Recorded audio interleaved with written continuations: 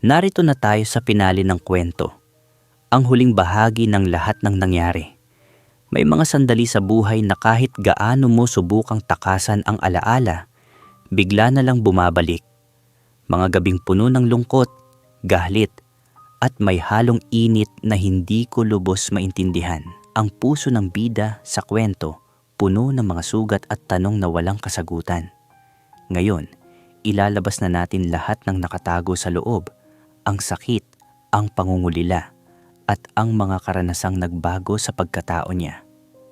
Welcome sa M2M Desires, kung saan binibigyang boses natin ang mga kwento ng pag-ibig, pagnanasa, at mga lihim na hindi madaling ikwento. Mga kwentong minsan ay masakit, minsan ay nagdudulot ng pag-asa, at laging totoo. At para sa mga nanonood at nakikinig sa amin sa YouTube, huwag kalimutan i-like, i-share, at mag-subscribe para lagi kayong updated sa mga kwentong ganito. Mga kwento ng damdamin, kilig, at totoong buhay na karanasan. Shoutout din kay Ria Reyes mula Saudi Arabia. Maraming salamat sa pagtangkilik at sa suporta sa aming mga kwento. Sana ay maging inspirasyon sa iyo ang bawat kwento na aming ibinabahagi.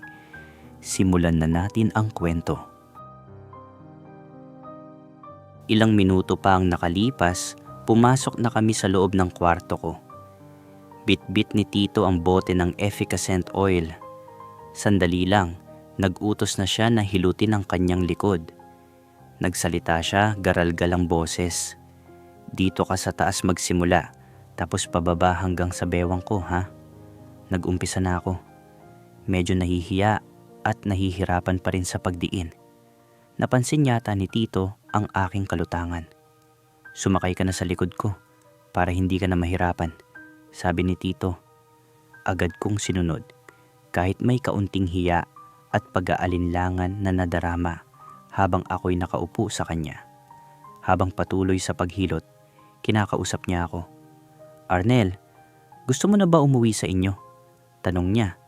Tahimik lang ako. Walang imik. Habang nag-uusap kami at hinihilutan ko siya, naramdaman kong ang kanyang kanang kamay ay dahan-dahang humahaplos sa aking paa, pataas sa aking shorts. Ngunit patuloy siya sa pagsasalita, parang walang anumang hindi pangkaraniwan. Malaki na ba ito? Natutulog pa. Mamaya, pagtapos natin, gigisingin natin to. Palalabasin natin yung naipon niyan. Siguro, marami na yan. Hindi ko lubos maintindihan ang ibig niyang sabihin, pero bigla nanlaki ang mga mata ko. Naramdaman ko ang matinding pagkailang at hiya nang maramdaman ang init ng kanyang palad sa paghawak sa aking junjun. Hayun, hinayaan ko na lang si Tito sa mga ginagawa niya sa akin. Wala akong magawa. Pero doon, sa pagkakataong iyon, naramdaman ko ang isang kakaibang pakiramdam na hindi ko pa nakikilala dati. Iyon ang unang beses na may humawak ng ganon sa akin, sa junjun ko. Si Lay kasi, kahit noon, hindi niya yon ginawa. Habang nangyayari ang lahat, biglang bumuhos sa isip ko ang mga nakaraang karanasan ko sa tatlong tao, kay Kuya Leo, kay Kuya Ferdy, at kay Lay na anak mismo ni Tito. Parang naghalo-halo ang alaala ng tatlo sa pakiramdam ng kamay niyang nakapatong sa akin. Pagkatapos ng ilang oras, tumigil na siya sa pagpapahilot ko sa kanyang likod. Tama na. Gisingin na natin yan at palabasin natin ang naipon mo, ani Tito. Nabigla ako sa sinabi niya. Pabiro ang dating, pero ramdam kong may halong katotohanan. Habang nakaupo siya sa katre, tumingin siya sa akin. Ano? Palabasin na ba natin yan? Para makita ko kung malaki ka na. Pang-asar niya. Nakatihaya lang ako, walang imik, at umilingan ng dahan-dahan. Lumapit siya. Unti-unti niyang inalis ang suot ko. Ramdam na ramdam ko ang init ng palad niya habang siya na ang gumagalaw. Ilang saglit pa, napapikit na lang ako ng bigla. Nanghina ang buong katawan ko. At may kakaibang naramdaman. Parang may biglang sumabog sa loob ko at lumabas ang isang bagay na hindi ko maipaliwanag. Doon ko naalala. Ganito rin ang nangyari kay Kuya Leo at kay Lay. Yung kay Kuya Ferdy lang ang hindi ko nakita sapagkat madilim nang mangyari iyon sa amin. Ilang saglit lang, natapos na ang lahat. Hingal na hingal ako, pawis na pawis, at parang nanghina ang buong katawan. Habang pinupunas ni Tito ang pawis ko, pati na rin ang namuong ano na malapit sa pusod ko. Nagsalita siya, medyo hinihingal pa rin. Tapos na, napalabas ko na, ang dami. Ang laki pala niyan sabi niya. Sige na, matutulog na ako. Umalis na siya at iniwan akong nakahiga mag-isa sa tulugan ko. Bigla akong napaisip, ano ba talaga ang ibig sabihin ng lahat ng ito? Hindi ko maintindihan kung bakit ganun din ang pinagawa sa akin ni Kuya Leo, tapos ni na Kuya Ferdy at Lay. At ngayon, ito si Tito, sa buong buhay ko, ngayon ko lang naranasan ng ganoon. Pero may sumagi sa isip ko, iba pala talaga ang pakiramdam kapag ginagawa ito. Sarap ng gabi, ng isang sandali na puno ng init at lambing. Doon ko rin lubos na naramdaman na pag-iba pala talaga ang humahawak sa akin. May kakaibang pakiramdam na dumarating. At simula noon, Kuya Will, palagi na akong nagsasarili sa bahay nila Tito tuwing gabi, lalo na kapag mag-isa lang ako roon. Lumipas pa ang ilang buwan. Hindi ko na nakayanan ang mga pang-aalipin ng pinsan ko. Dahil doon, nagpasya na akong umuwi ng Aurora. Nang kinagabihan, naghuhugas ako ng kamay sa lababo nang lumapit si Tito. Malamig ang gabi, pero malambing ang boses niya nang magsalita. Arnel, mamimiss na kita, pamangkin ko. Wala na akong bibiruin palagi. Kuya Will, nagulat ako sa sinabi ni Tito. Alam na pala niya ang desisyon kong umalis sa kanila. Bigla siyang nagsalita, pabiro, pero may kung anong bigat sa tono. Mamimiss ko to, ang laki-laki pa naman, sabi niya. Sa totoo lang, wala na akong naramdamang hiya o ilang noon. Sanay na ako sa mga biro niya. Pero sa sandaling iyon, may kakaiba akong naramdaman. Isang pakiramdam na tumutokso sa akin na hindi ko maipaliwanag. Parang may humihila sa loob ko. Parang gusto ko ring hawakan si Tito. Nagdalawang isip ako. Kinabahan. Alam kong mali. Alam kong delikado. Paalis na sana siya noon. Pero hindi ko napigilan ang sarili ko. Hinawakan ko siya. Wala siyang naging reaksyon. Hindi siya nagalit. Hindi siya umiwas. Hindi rin siya nailang. Ang nakita ko lang sa mukha niya ay lungkot at parang may luha sa mga mata niya. Pagkatapos, nagsalita siya. Mabigat ang boses, puno ng panghihinayang. Last na to ha, uuwi ka na Iiwan mo na ang tito mong nagmamahal sa'yo. Doon na ako napaluha, Kuya Will. Biglang bumigat ang dibdib ko. Doon ko lang na-realize na hindi ko namamalayan. Unti-unti na pala akong napamahal kay Tito. At sa paraan ng mga salita niya, ramdam kong itinuring niya akong parang anak. Higit pa kaysa kay Lay. Wala na akong nasabi. Niyakap ko na lang siya ng mahigpit. Parang ayokong pakawalan ang sandaling iyon. Kuya Will, isang araw dumating ang jowa ni Ate Rona. May sira ang motor niya. Kaya ginamit niya ang mga gamit ni Tito, mga screwdriver, liabe, at kung ano-ano pang pang-ayos ng sasakyan. Lahat ng tools ni Tito ay nagamit para maayos ang motor. Kinabukasan, naiwan kaming dalawa ni Lay sa bahay. Wala si Tita, pati na rin si Ate Rona. Ilang sandali lang, napansin naming galit na galit si Tito. Hinahanap niya ang mga gamit niyang pangsasakyan. Bigla niya kaming tinanong, Lay, Arnel, nasan ang mga gamit ko? Bakit wala dito ang mga liyabi? Unang sumagot si Lay. Hindi ko alam, wala naman akong ginamit. Hindi na ako nagsalita agad. Pinuntahan ko na lang ang lugar kung saan nakapark ang motor ng jowa ni Ate Rona. Doon ko nakita ang mga gamit ni Tito na iwan lang sa may daan. Agad kong kinuha at bumalik sa bahay para ibigay sa kanya.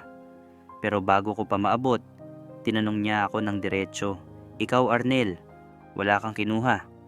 Sumagot ako ng maayos at may galang, "Ito po ba Tito, ang hinahanap ninyo?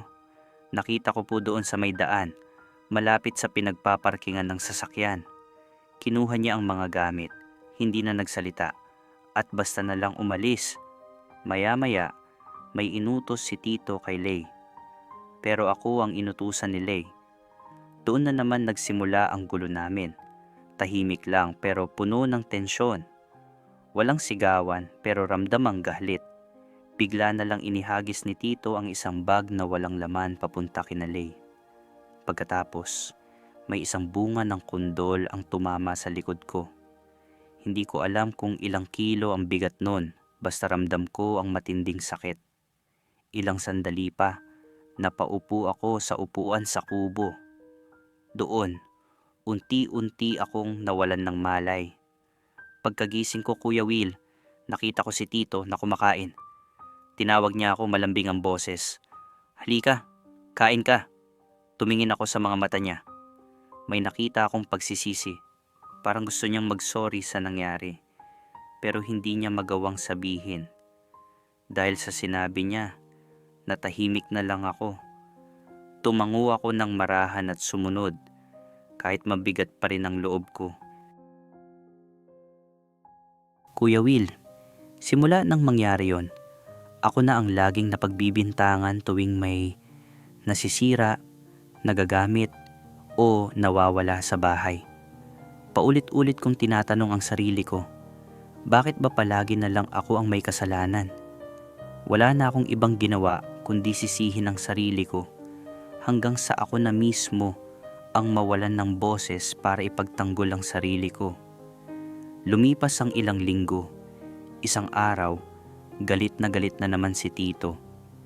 Nilapitan niya ako at bigla niyang tinanong, "Bakit? Ano bang kasalanan ko sa'yo? At bakit kung ano-ano ang sinusumbong mo?" Hindi ako nakasagot. Lumapit lang ako, tahimik at walang imik. Sa mga oras na yon, paalis na sila papuntang palengke para magtinda. Kaya natapos ang usapan ng walang linaw at walang sagot. Kinagabihan, bumalik na sila mula sa palengke. Tahimik si Tito. Hindi siya nagsalita sa akin. Ang tanging kinakausap lang niya ay ang anak niya at si Tita. Ako naman ay nakaupo lang sa isang tabi. Tahimik, parang wala lang sa loob ng bahay. Si Tita lang ang pumapansin sa akin. Siya lang ang nakikipag-usap. Maya-maya, bumigat ang katahimikan. Walang nagsasalita. Hanggang sa si Tito ang bumasag sa katahimikan. Mataas ang boses niya. Halos pasigaw. At malinaw kong narinig ang pangalan ko. "Bakit Arnel? Ano bang kasalanan ko sa'yo? At bakit kung ano-ano ang sinusumbong mo sa mga kapatid mo?" Napatigil ako. Doon ko naramdaman na hindi na lang galit ang kinakaharap ko, kundi isang paratang na hindi ko alam kung paano ko ipagtatanggol ang sarili ko. Kuya Will, tuloy-tuloy ang pagsasalita ni Tito. Parang wala na siyang balak huminto. "Wala naman akong kasalanan sa'yo ah. Masama ba na utusan ka dito sa bahay? Masama ba na lagi kang may ginagawa? Aba, nararapat lang na utusan ka dahil nakikitira ka lang dito. Ano ba ang gusto mo? Palamunin ka lang, walang ginagawa. Yun ba ang gusto mo?" Napapaiyak na ako noon, Kuya Will, pero pinipigilan ko ang sarili ko. Ayokong makita nila na nasasaktan ako. Kaya ang ginawa ko na lang, tahimik akong kumalma. Wala akong sinagot. Habang ako'y nananahimik, lalo pa siyang nagpatuloy sa pagsasalita. "Kung yan ang gusto mo, sige, umuwi ka sa inyo. Umuwi ka sa mga kapatid mo na mayayabang. Tingnan natin kung ano ang magiging buhay mo doon. Baka kagaya mo rin sila, umaakyat ng buko." Kapag pumunta dito ang mga kapatid mo, tatadyakan ko kayo sa harapan nilang lahat.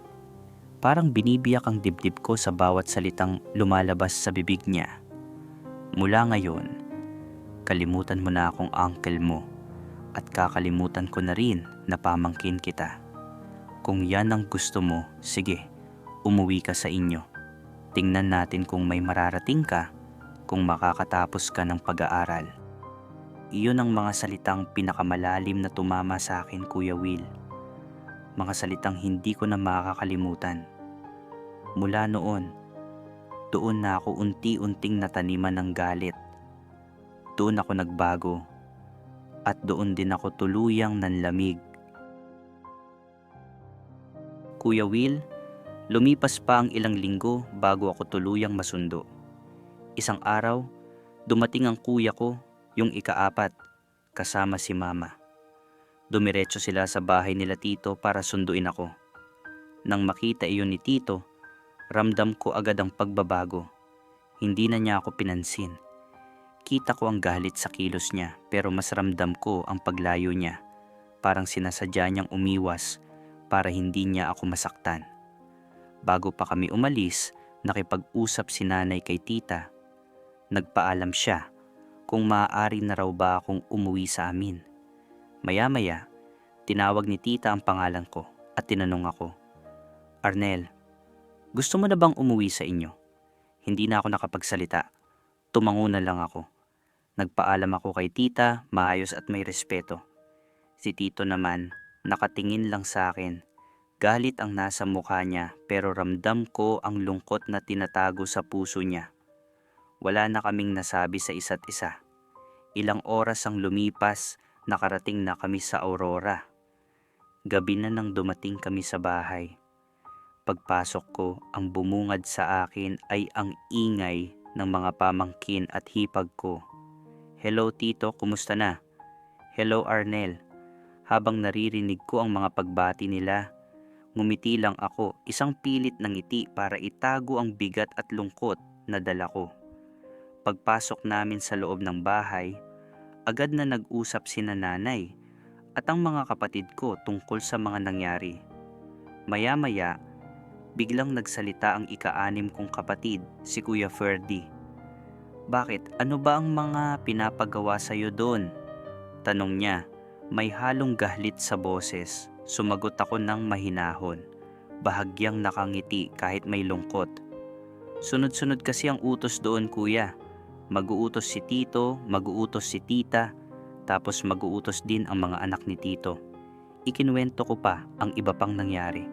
Ang mga hirap, ang pagod, ang pakiramdam na parang alipin. Pero may mga bagay akong piniling itago. Hindi ko sinabi ang ginawa ni Lay at ni tito sa akin na may halong pagnanasa. Ang sinabi ko lang ay ang pang-aalipin at ang pagpapahirap. Kuya Will, simula nang umuwi ako sa aming lalawigan, dito ko pa naranasan ang mas matinding paghihirap. Lahat ng ginagawa ko noon sa bahay nila tito, mas higit pa pala ang gagawin ko rito sa Aurora. Araw-araw, umiikot ang buhay ko sa mga responsibilidad bilang anak, bilang estudyante, at bilang kapatid. Lunes hanggang Biyernes, sa eskwela, ako nakafocus. Pero pagdating ng Sabado at Linggo, sa bundok at sa bahay naman, walang pahinga, walang pagitan. Unti-unti napabayaan ko ang pag-aaral ko. Hindi dahil ayaw ko, kundi dahil sa mga pambubuli na naranasan ko at sa mga pangyayaring paulit-ulit, kasama na ang madalas kong paglipat ng paaralan. Parang sa bawat bagong simula, may dala akong bigat na hindi ko naman kasalanan. Kalaunan, lumipat na rin kami ng tirahan dito sa bayan ng Dilasag. Si Papa naman, nakalaya na noong 22 pa. Akala ko noon baka doon magsisimula ang pag-ayos ng lahat. Pero hindi pala ganoon kadali. Dito ko naranasan ang mas mabigat na pagsubok. Dito rin ako napilitang pumili. Nasa pagitan ako ng mga magulang at ng mga kapatid ko. Nalito ako, Kuya Will. Hindi ko alam kung saan ako tutungo, kung kanino ako lalapit. Sa mga kapatid ko ba, na kailangan ang tulong ko o sa mga magulang ko na unti-unti nang humihina. At sa gitna ng lahat ng iyon, may mga salitang naririnig ako tuwing sila ay nagagalit sa akin. Mga salitang mas masakit pa kaysa sa pagod. Mga salitang hanggang ngayon, dala-dala ko pa rin sa loob ko. Kuya Will, may mga salitang binitawan sila na hanggang na ngayon ay pasan ko pa rin. Mga salitang nagbigay ng matinding bigat sa loob ko at tuluyang nagtanim ng galit sa puso ko. Hindi ko iyon makalimutan. Walang kwentang anak, walang silbi, sakit sa ulo, konsumisyon ka sa buhay namin, at wala kang iniisip at naitutulong sa amin. Doon na ako tuluyang napagod, Kuya Will. Hindi ko na kayang balansihin ang lahat ng responsibilidad ko. Araw-araw akong na-stress sa mga gawaing bahay, sa pag-aaral, sa pagtulong sa mga magulang at sa mga kapatid ko. Parang sabay-sabay akong hinihila pababa. Mahina na ang mga magulang ko. Si Mama, 42 na at may sakit pa. Si Tatay naman, 62 na. Naiintindihan ko ang lahat ng iyon, Kuya Will. Alam kong kailangan nila ng tulong. Pero tao rin naman ako. Napapagod din ako. Ako na lang ang nag-iisang lalaki na nasa poder ni nanay at tatay. Lahat ng mga kapatid ko may kanya-kanya ng pamilya. Kaya ako na lang ang inaasahan sa mga gawaing bahay, sa trabaho sa bundok, sa lahat ng tulong na kailangan nila. Parang ako na lang ang nandito. Parang ako na lang ang may obligasyon. Ang mga kapatid ko, wala na silang pakialam. At ngayon, Kuya Will, hindi ko maiwasang magsisi. Bakit ba ako umuwi dito sa Aurora? Iniisip ko, kung hindi sana ako umalis doon, baka maayos pa rin ang pag-aaral ko ngayon. Pero dahil kay Lay at kay Tita, doon ako napilitan. Doon ko ginawa ang desisyong umalis. At hanggang ngayon, dala-dala ko pa rin ang bigat ng desisyong iyon. Kuya Will, naranasan ko rin ang magka-jowa. Hindi sa personal, sa social media lang. Sa messenger lang kami nag-uusap. Nagkakakilala, nagkakaintindihan daw. Pero iniwan din nila ako. Paulit-ulit.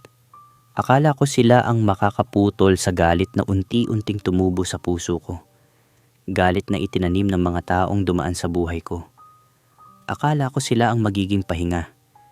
Pero hindi pala. Sa halip sila pa ang lalong nagpalago ng galit na iyon. Pero hanggang ngayon, Kuya Will, nagpapatuloy pa rin ako. Nag-aaral pa rin ako. Pinatatag ko na lang ang sarili ko sa bawat hamon ng buhay. At ngayon, malapit na akong magtapos ng senior high school. Sa susunod na taon, college na ako. Ang pinsan ko namang si Kuya Leo, may asawa na. Ang kapatid kong nakatatandang lalaki na dati malambing sa akin. Ngayon, palagi na lang galit. Kapag may kailangan ako sa kanya, wala na siyang pakialam. Mas masakit pa, ang kapatid kong bunsong babae na lang ang binibigyan niya ng pansin. Ngayon, tapos na rin siya ng college. Pero marami na ang nagbago, Kuya Will. Ang noon lambing sa akin, nawala na. Ang mga mahihigpit na yakap, napalitan ng galit, inis at panunumbat. Buong buhay kong iningatan ang pangako ko sa kanya na hinding-hindi ko siya kakalimutan bilang kuya na nagmamahal. Pero siya ang unang sumira sa pangakong iyon. Hanggang ngayon, Kuya Will, hindi ko pa rin nakakalimutan ang init ng nakaraan. Mga gabing puno ng pagmamahal. Dahil binago nila ang pagkatao ko. Tinataka nila ang pagkalalaki ko. Sinira nila ako. Kaya lahat ng alaala na natili, nakaukit sa isip ko. Ang init ng gabi, ang mga yakap na may halong pagmamahal, ang mga salitang masasakit, ang mga markang iniwan na may pagnanasa, at ang mga sandaling kahit papaano, nakaramdam ako ng kaunting saya sa piling ng iba. Pero hanggang ngayon, dala-dala ko pa rin ang bigat. Sugatan pa rin ng puso ko, masakit, at puno pa rin ng mga pilat na hindi basta-basta naghihilom. Hanggang dito na lang po, Kuya Will. Maraming salamat po sa program ninyong M2M Desires. Dahil sa mga kwentong napakinggan ko rito, nagkaroon din ako ng lakas ng loob para ibahagi ang aking sariling karanasan sa inyo. At sa inyong mga tagapakinig, abangan nyo pa po ang iba kong kwento para sa susunod na yugto ng buhay ko. Kuya Will, yan po ang dahilan kung bakit naging bisexual ako. At tungkol kina Tito at sa pinsan kong si Lay, hindi ko na alam kung kumusta na sila dahil wala na akong komunikasyon sa kanila. Pero si Tito, Kuya Will, hindi ko kinalimutan. Siya pa rin ang tito ko, ang kapatid ng tatay ko, at mananatili siyang bahagi ng buhay ko kahit na puno ng alaala at sugat. Arnel, maraming salamat sa tapang mong magbahagi ng kwentong ito. Hindi madali ang ginawa mo, pero kailangan kong sabihin ng malinaw, ang mga nangyari sa'yo, hindi dapat nangyari. Hindi ito normal na karanasan. Ito ay mga pangyayaring sumira sa iyo at hindi mo kasalanan ang lahat ng ito. Ang mga taong dapat nag-aalaga at nagpoprotekta sa iyo, sila pa ang naging sanhi ng iyong pagdurusa. Ang mga salita nilang pagmamahal at lambing, iyon ay manipulasyon. Ginawa ka nilang biktima at ang epekto nito ay dala-dala mo hanggang ngayon. Una sa lahat, Arnel, pakinggan mo ako. Hindi ka nag-iisa at hindi ito dahilan para sisihin ang sarili mo. Ang sexual orientation mo, bisexual man o ano pa, hindi ito bunga ng abuse.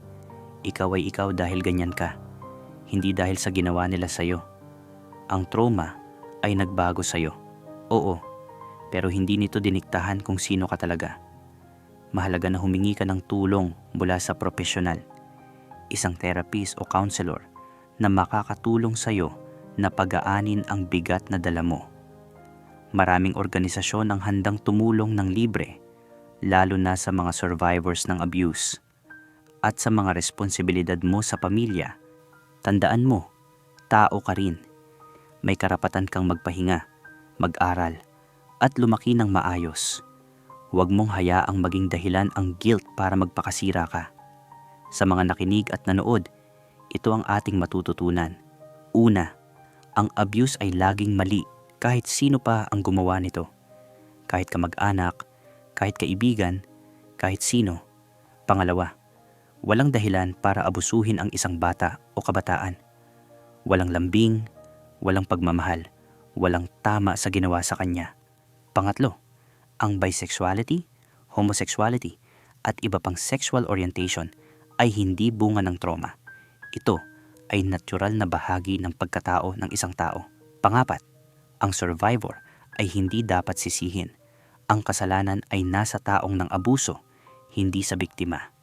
Sa inyo, mga listeners at viewers, ano ang masasabi ninyo kay Arnel? May payo ba kayo para sa kanya? Paano ninyo siya matutulungan na magpatuloy at mapagaan ang bigat na daladala niya? Mag-iwan ng inyong mga mensahe sa comment section. Baka ang inyong mga salita ang makatulong sa kanya at sa iba pang nakikinig na may parehong karanasan. At kung ikaw ay may katulad na kwento, tandaan, may mga taong handang makinig at tumulong. Hindi ka nag-iisa. Maraming salamat sa pakikinig at panonood sa M2M Desires. Kung gusto ninyong makarinig pa ng mga kwentong tulad nito, mga kwentong totoo, puno ng aral, at nagbibigay ng boses sa mga hindi nabibigyan ng pagkakataon magsalita, mag-subscribe, mag-like, at mag-share ng aming channel. I-click ang notification bell para updated kayo sa mga bagong episodes. Huwag kalimutang mag-iwan ng inyong mga komento at payo para kay Arnel at sa iba pang mga storytellers natin. Hanggang sa muli, ingat tayong lahat at tandaan, may pag-asa pa kahit gaano man kadilim ang nakaraan.